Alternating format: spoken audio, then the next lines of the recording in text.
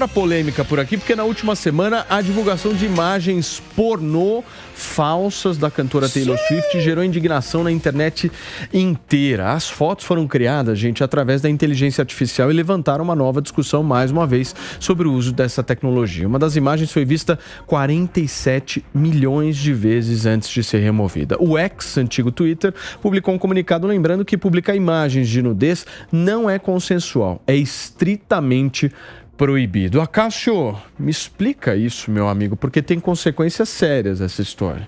Consequências bastante sérias, Paulinho. É importante, até aproveitando a presença do Diogo aqui do meu lado, nos Estados Unidos, e o Kawaguchi citou bem a situação dos Estados Unidos, que não pretendem regulamentar a questão da inteligência artificial. Ano passado. Apesar da tragicidade, apesar de todas essas circunstâncias, há uma carência de mecanismos para que as autoridades norte-americanas possam punir os responsáveis por esse vídeo. Então, nos Estados Unidos, a alternativa que se tem é uma alternativa na Justiça Civil para que, acaso identificados, seja imposta uma sanção de danos morais, multa ou algo equivalente para eles, mas o mais importante, o prejuízo que se tem a Taylor Swift, ele não será reparado de forma alguma, seja através da imposição de uma multa, seja através da prisão dos responsáveis por este ato. Agora, nessa proporção, eu acho que os mais prejudicados sempre vão ser os mais famosos, né?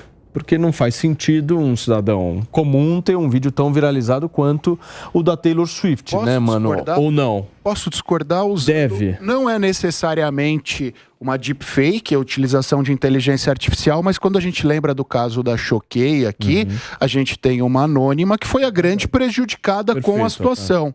Eu ia trazer um contraponto parecido também, porque um aspecto que a gente pode pensar é realmente o alcance. E aí, em termos de alcance, os famosos sempre terão muito mais alcance. Mas o dano psicológico, muitas vezes, é maior para aquela pessoa que não está habituada a tá nos holofotes. Quando eu mencionei a vantagem dos famosos, eu tô me referindo na questão da nudez. Chama muito mais atenção uma nudez de alguém mais famoso. Eu vou chamar a atenção para um caso que tivemos, acho que no Rio de Janeiro, de imagens de nudez feitas em inteligência artificial numa escola. E aí talvez sejam casos que, do ponto de vista do dano psicológico para a vítima, seja mais delicado e mais grave, porque estamos falando de pessoas que, primeiro, ainda estão em formação, são adolescentes.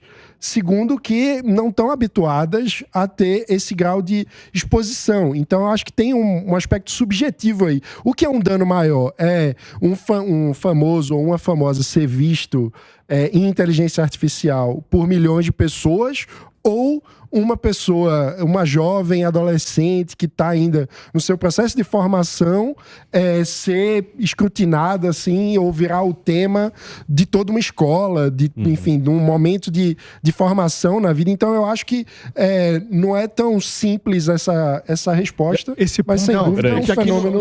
Só um minuto. Aqui no Brasil, nós tivemos a atriz Isis Valverde. Sim, sim. O Pepe, você está na fila, meu amigo. Posso falar agora? Deve, querido. Não, primeiro é o seguinte, primeiro que os Estados Unidos regulou a inteligência artificial. Ano passado, o Biden, ele emitiu um decreto regulando pela primeira vez nos Estados Unidos a questão da inteligência artificial. Todos os softwares dos Estados Unidos que utilizem da inteligência artificial tem que ter uma marca d'água dizendo que é inteligência artificial. Ou seja, o mundo todo, inclusive os Estados Unidos, que no primeiro momento era anti-regulação, estão discutindo a regulação do tema, não é? E quando a gente vê o caso da Taylor Swift, vê o caso da escola aqui de São Paulo, vê o caso, outros casos de anônimos, de famosos, né, que são vítimas de fake news e vítimas de inteligência artificial, a gente tem que entender que é o seguinte, é uma coisa nova. Por ser uma coisa nova, por ser algo novo, por causar danos irreparáveis, muitas vezes, à pessoa, tem que ser regulado de forma diferente. Não dá para utilizar os instrumentos que nós tínhamos no passado, o Código Penal de 40, para regular algo novo, não é? Então nós temos sim que discutir como que a gente pode fazer para proteger a nossa sociedade, proteger nossas crianças. A forma de bullying hoje em dia nas escolas não está mais relacionado com xingamento, com empurrãozinho, está relacionado sim com o cyberbullying, está relacionado sim com o uso de inteligência artificial. E quando a gente pega, por exemplo, que o nível de depressão e o nível de suicídio nas pessoas mais jovens tem aumentado significativamente ano após ano por conta do uso da tecnologia, né, que se propaga muito mais rápido, humilha as pessoas. Você tirou essa informação rápido, que é pelo uso da tecnologia? Você tem que pensar em proteger as nossas crianças, as nossas pessoas. Então a gente tem que pensar assim numa regulação da inteligência artificial no Brasil. Peraí, como está tendo no mundo todo. O senhor, você. Não, então, a gente fica falando Taylor Swift, e nós já tivemos aqui também a atriz Isis Valverde, que teve, de forma deepfake, feito imagens como se ela estivesse nua e disseminada. Então não é só no exterior. Só que eu só queria fazer só um negócio de legislação, porque a gente fala muito de legislação, a União Europeia também já tem uma legislação... Está discutindo a regulação. Mas já tem o esqueleto já mais ou menos combinado entre eles.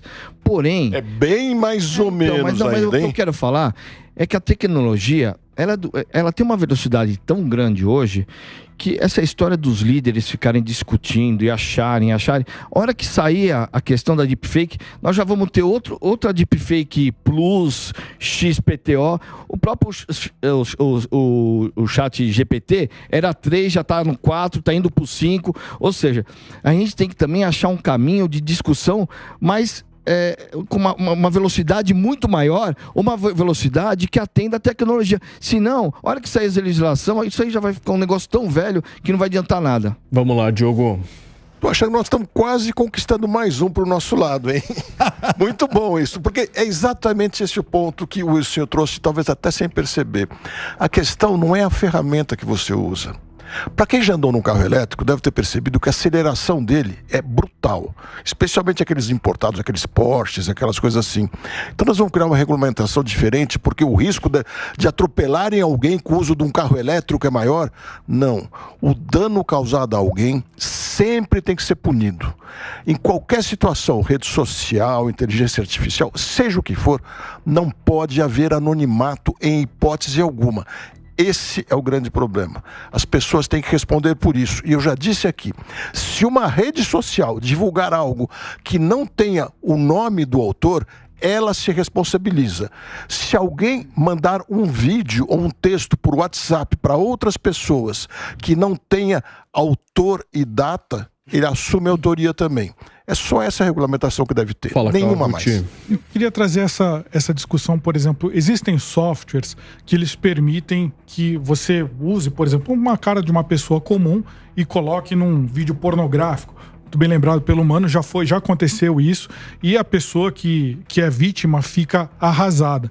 Mas a inteligência artificial, na minha opinião, ela é inexorável. Não tem como você falar, não vai usar a inteligência artificial em campanha, ou adolescente não pode usar a inteligência artificial. Isso não vai acontecer. É a mesma coisa que você falar, a partir de agora ninguém mais pode usar telefone celular. Não vai acontecer isso.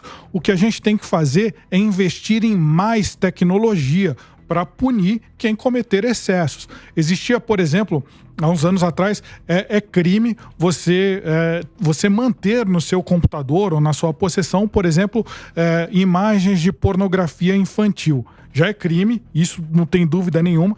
Aí o que aconteceu? Autoridades americanas criaram um software, uma espécie de armadilha que disseminava dentro das redes sociais essas imagens ilegais, pornográficas, só que ela conseguia rastrear lá o pedófilo. Então, ou seja, com o uso da tecnologia você conseguiu inibir a disseminação desse crime, que era pornografia infantil. Eu acho que não tem como você conter a inteligência artificial, você conter a tecnologia. É aquela discussão, você não pode falar, agora ninguém mais pesquisa a tecnologia, porque alguém sempre vai pesquisar e vai sair lá na frente. Então você tem que pesquisar mais para você evitar o deepfake. Pediu, Pepe? Mas isso é regulação. Quando, por exemplo, você coloca que as mídias sociais, as plataformas tecnológicas são obrigadas a tirarem do ar de forma rápida pornografia infantil, aí eles começaram a criar algoritmo para resolver esse problema. Então, quando uma pessoa quer, de certa forma, publicar fotos de jovens, pedofilia, na hora é bloqueado, não é? Então a gente pode fazer a mesma forma para outras questões. E o que o Diogo colocou aqui é interessante. O Diogo está a favor, por exemplo, da regulamentação do governo Lula. Quando ele fala que as plataformas têm que ser responsabilizadas se uma pessoa veicular informações falsas que causem danos a outrem na plataforma dela. Né? Ou seja, cara é anônimo. Mas isso não... Me desculpe, Pepe, você é advogado. Você está mais avançado do que eu nesse ponto. Não precisa de lei específica para isso. Claro que precisa. A divulgação de pornografia infantil, seja no para-brisas do carro, seja no jornal... Pornografia infantil já está dado, não pode. Eu não vou esquecer. Deixa eu pensar o que eu quero. Você tem liberdade de você pensar o que você quer também. Vamos ficar tranquilo aqui. Sem brigar. Paulinho, eu posso... Seja no para-brisas do carro, seja via rádio, seja via televisão, jornal, história em quadrinhos, ou via rede social, é divulgação. Você pode divulgar para duas pessoas, só falando, também já é o crime. Mas da mesma maneira. Não precisa de nada específico para a rede social. Não é o veículo utilizado que faz o crime existir ou não. E quando fala, mas é que agora atinge milhões de pessoas. É lógico. Felizmente a informação vai atingir cada vez mais e mais pessoas. Graças a Deus, a maior parte das informações são boas e as ruins devem ser rechaçadas e as criminosas devem ser punidas com rigor. Fala, Paulinho, eu posso Cássio. aproveitar até um gancho da fala do Kawaguchi. Ele citou o exemplo dos norte-americanos que combatem esses crimes através da tecnologia.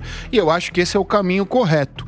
Qual é a dificuldade, pegando um gancho também do que foi dito pelo PP? No Brasil, nós não temos qualquer menção no Código de Processo Penal ou na legislação que indique essa possibilidade. Então, a partir do momento que nós criarmos essa possibilidade, há necessidade de nós regularmos a utilização dessas possibilidades para que elas sirvam como meio de prova. E a instituição destas tecnologias como meios de provas são uma forma de regulamentação. Eu acho que é esse o ponto. Se a gente quer combater, a gente precisa regulamentar o combate. A gente não pode fugir porque hoje não existem instrumentos para tanto. Sim. Esse é o ponto. Talvez o Diogo discorde quando a gente fala sobre regulamentação, mas ele pense na hipótese mais abrangente, naquela hipótese que vai mais longe. Mas mesmo para que seja feito mais pontual e aquilo que é mais imediato, há necessidade de regulamentação.